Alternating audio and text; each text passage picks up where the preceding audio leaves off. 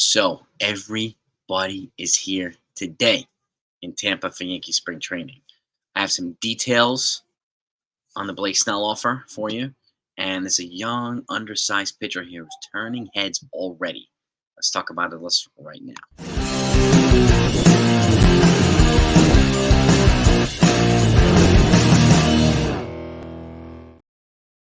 Hey, gang, hope you're all doing well. So, Aaron Judge, here. Juan Soto, here. Okay. Alex Verdugo, here. Anthony Rizzo, present. And Gleyber Torres, present. All the pitchers and catchers, present. Everybody is here now in Tampa. Today's reporting day for the whole entire team. Okay. And I'm putting out videos, clips of these guys arriving in the stadium in their Yankee gear or not. So if you're not following me on X or Twitter, that's my handle right there, Bronx Bomber 447. Make sure you follow me on there. That way you'll see anything that gets put out. Okay. I put out a footage last night of Juan Soto showing up without his Yankee stuff. Today I got the stuff, Juan Soto in his Yankee gear as well, and which is fantastic. Aaron Judge, DJ, the whole, and Giancarlo Stanton, the whole crew is here. So now it's party time. Now it's party time. So we'll get a lot more stuff as well. And Juan Soto had his press conference earlier today as well. He's got some good vibes, and he even said that they have everything they need to win the World Series. Okay. If they add another pitcher, we'll get to that, they add another pitcher, okay? If they don't, they don't. These guys clearly feel good about what they've done already. So, but speaking of pitchers, you know who this is? Clayton Andrews, the undersized 5'6" left-hander that they got the other day in a trade for, I think it's for cash considerations from the Milwaukee Brewers, an undersized reliever. And they've already recognized his four-seam fastball, his two-seam fastball, his changeup, and his swagger that he's bringing to spring training, okay? And he's got a good body language. He's got a good he's a good athlete too. He's very athletic and mobile. And you know he's an undersized guy who packs a big punch. You know who else is undersized and packs a big punch? That's not a Yankee. Jose Altuve. They're both 5'6". So we have a guy like this in the bullpen now, which represents our third lefty. We also have Victor Gonzalez, and you have Caleb Ferguson as well, who's looking good as well. So things to look forward to in Yankee Land. Really, things to look forward to in Yankee Land. And anything else that comes out, pitchers are starting to sign. If you haven't heard already, Brandon Woodruff re-signed with the Brewers today on a 2-year deal. And Liam Hendricks, reliever, signed with the Red Sox today. I'm putting out shorts on this. So if you want to be kept in the loop on everything, pitchers, hitters, it's going to get crazy now. Now that the anxious levels are growing for pitchers to be signed, because the shorter their spring training is, the more injury risk they propose. So make sure that you're subbed to this channel if you haven't done that yet. Okay, that's all I ask. And if you do, hit the notification button. That will make sure that you're always in the front of the line when news comes in. And if you enjoy the content, hit the like button as well. I thank you so much for it. But there's so many other things, okay? Now, Giancarlo Stanton, they've already said too, he's made some adjustments. His entire offseason was based on mobility and range of motion, becoming more athletic. So that's a good sign. It's an encouraging sign. We already seen pictures of him leaned out. Now, if he's leaned out, that's good. Now, if he's more mobile and athletic and fit and more productive here, even better, okay? And so that's a good sign. Anthony Rizzo's healthy. DJ's healthy. Nestor Cortez is healthy. Carlos Rodon's been standing out too. A lot of people have been talking about Carlos Rodon. His increased velocity. He's already at 97, 98. He's got better makeup. So Nestor Cortez too, which is, it's going to be fantastic. But all I was, the other topic of conversation right now is Blake Snell. For those that haven't heard, I put out reporting yesterday. Bob Nightingale reported out that the Yankees have offered a short-term deal for Blake Snell. It sounds if it's probably 2 years, but an option or 3 years at about $35 million per. Now, the offer that they put out initially, he rejected, so they pulled that from the table. But they were the only offer that was available to him. Again, they put out a second offer. This is also the only offer that's available to him as far as we know too. Now, some details to this offer. Number one, it does not have any opt-outs. None. There's none of this every year opt-out like Wandy Peralta.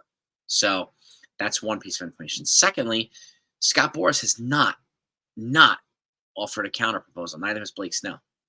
They haven't countered this offer, so it kind of makes you think they're seriously considering this offer. Maybe it's the best they can do. And again, if I'm Cody Bellinger, I'm probably pissed off at Scott Boras right now. If I'm Matt Chapman, and this talks about him, maybe the Seattle Mariners are looking to potentially sign Matt Chapman.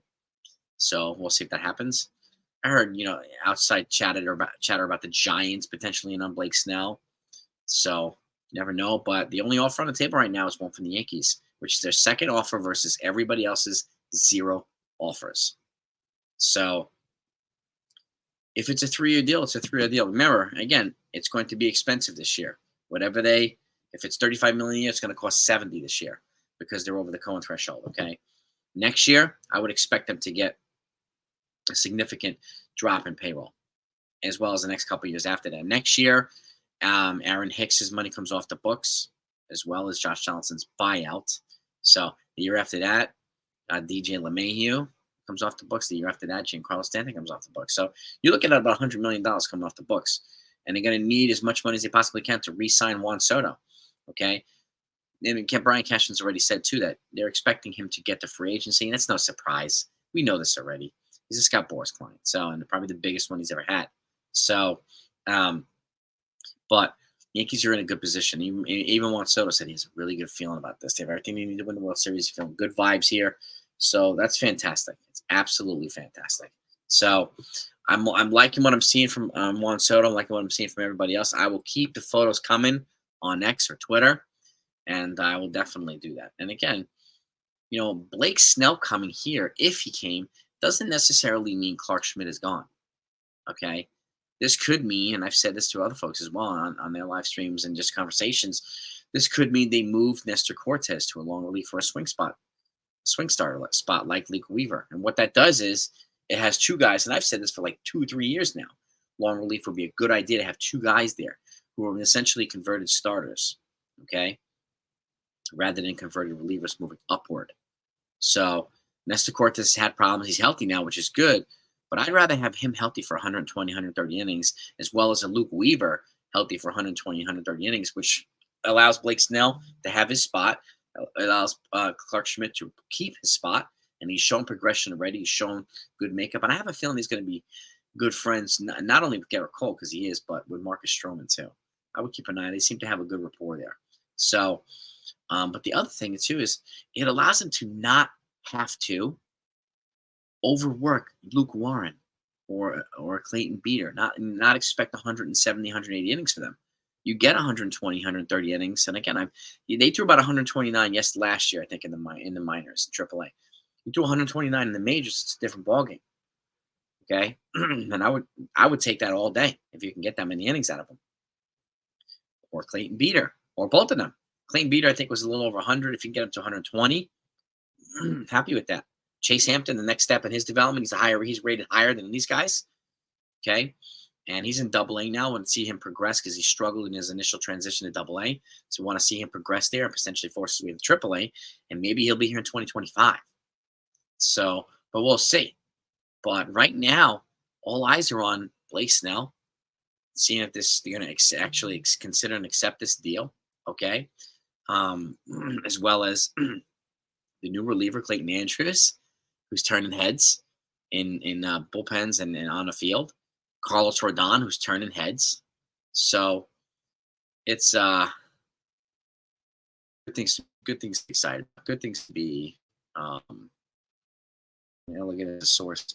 Now a source is saying, according to Randy Miller, Yankees reported new offer to Blake Snell is BS.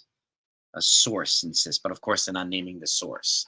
So, but this is like I said yesterday with Bob Nightingale, I would like somebody like Jack Curry or Jeff Passan, one of these guys, to corroborate the reporting so that stuff like this doesn't come out. Okay, because this is what happens. It happened with Aaron Judge last year. It happened with Juan Soto. It happened with all these other guys, Yamamoto and these guys and so on. So it's definitely something I would keep an eye on. And I'll keep posted no matter what. Okay, as far as we know right now, according to the reporting, Snell has a second offer on the table. They're considering it. I don't know if they're going to counter it. No idea. Clayton Andrews is turning heads. Juan Soto is here. Alex Verdugo is here. Trent Grisham is here. All the new acquisitions here in the building, on campus, on site. It's spring training. Baseball is in full effect. I'll keep you updated no matter what. Next time.